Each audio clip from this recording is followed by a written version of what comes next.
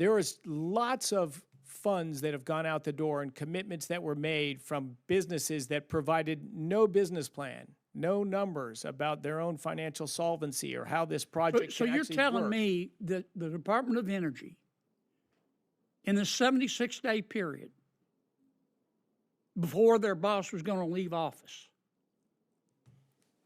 gave or loaned money to entities that had no business plan, Correct. no financials? Correct. A number of those were were before the 76-day period as well. I've come in with great concern about how this institution, this great American institution, has been run and how American taxpayer money has been handled. Hey folks, welcome back to the channel. If you're new here, this is Freedom Forge, and this is where we fight for truth, sanity, and good old-fashioned American accountability. Today, we've got a bombshell. You're not going to believe what just came out of a Senate hearing on the Department of Energy. $93 billion. That's billion with a B, went flying out the door in just 76 days, right in the window between President Trump's election and President Biden leaving office. Folks, this is the kind of thing that makes your blood boil, and I'm going to break it all down for you right here, right now. Thank you, Senator. Mr. Secretary, I want to go back to some of your earlier testimony, be sure I heard it correctly. The 76-day period you're talking about, that's the period between the time that President Trump was elected and President Biden left office. Is that right? That is correct. And during that short period of time, 76 days, how much taxpayer money went out the door of the Department of Energy? From the Loan Program Office in loans and commitments, $93 billion. Well over twice as much as in the previous 15 years. So, how do you vet and do due diligence on a loan in 76 days? One loan, much less $93 billion. How do you do it? I think it's probably pretty clear it wasn't done in many cases. As I mentioned, I'm told I'm holding back clearly in place stuff. There is lots of funds that have gone out the door and commitments that were made from businesses that provided no business plan, no numbers about their own financial solvency or how this project So can you're actually telling work. me that the Department of Energy, in the 76-day period before their boss was going to leave office, gave or loaned money to entities that had no business plan, Correct. no financials? Correct. A number of those were before the 76-day period as well. I've come in with great concern about how this institution, this great American institution, has been run and how American taxpayer money has been handled. I'm sorry everyone's upset that we're taking some time to do it, but what we've seen and what the record shows I'm is not just upset. Could it be that irresponsible. a lot of people say you haven't returned your calls? Could it be that you and your colleagues have returned the calls, but the people calling just didn't like the answer? Could that be a possibility? I'm not aware of that. You know, I give my cell phone number to any senator that I know wants you it, do. and I return my calls. I mean, has your department gone dark? Somebody said your department's gone dark. Is it dark over there? It doesn't look dark behind me. I don't see any of you sitting on your hands. Somebody made that charge. I see everybody's hands. Let me ask you something else, Mr. Secretary. Does anybody ever come to the Department of Energy to get some of this free money and lie to you? I have not experienced that, but I think it's a reasonable assumption that that has happened. Does anybody ever come to you? Or is it conceivable that some of these folks that heard about this free money came to you with a half-baked idea?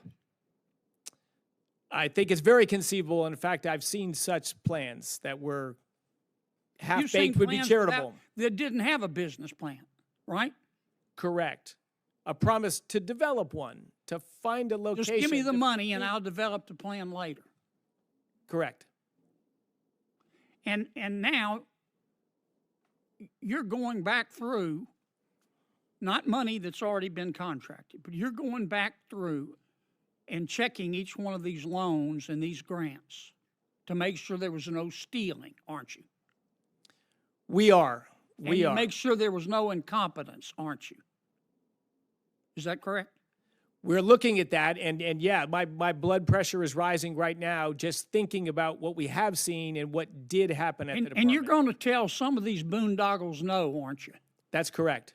And they're going to be upset, aren't they? That's correct. And they ought to be upset, shouldn't they?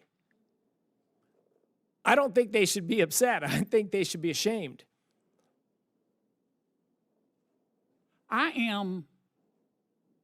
It's rare that I'm speechless.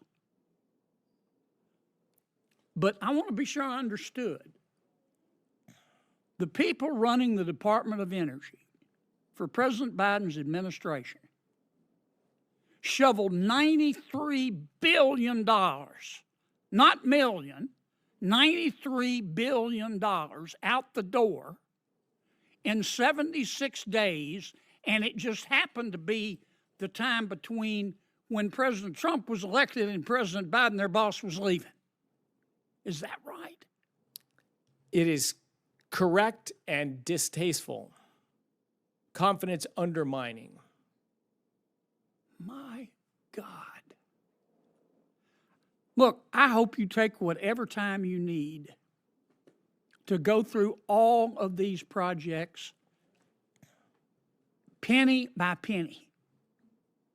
I mean, I've heard this testimony today. Well, it'll cost jobs in my state. If somebody steals $50 million and goes and spends the money in their state, that's going to stimulate the economy, isn't it? Yes, it will. But that's still stealing, isn't it? And it's still illegal, isn't it? Yes. I mean, they were spending money at the Department of Energy like it was ditch water. Their budget went from $60 billion to $160 billion since fiscal year 2021. It just sounds to me like there were a lot of people coming to the Department of Energy who had all 4 feet and their snout in the trough. And I hope you'll turn down the boondoggles and refer the thieves to the Department of Justice. We will indeed. Senator, the one complication in there, too, is mixed in there are good companies doing good things honestly with credible plans. And you're trying to separate the wheat from the chaff. Yes, that's what we're trying to do. That's our job, and we're doing it. But there's a lot of chaff. Let me ask you one final question. Let me go back to how many employees you have. Now, there have been some allegations today that you've cut tens of thousands of employees. Is that accurate? Well, I think the allegations were thousands, and our head count will ultimately be reduced by thousands, but we are doing it slowly. You've got 16,000 now? Yes. And you think you can do it with fewer than 16,000? Correct. What's wrong with that? I think it's just common sense business. Yeah. Businesses do it every day in the real world. American taxpayers deserve it. That's never happened in the federal government.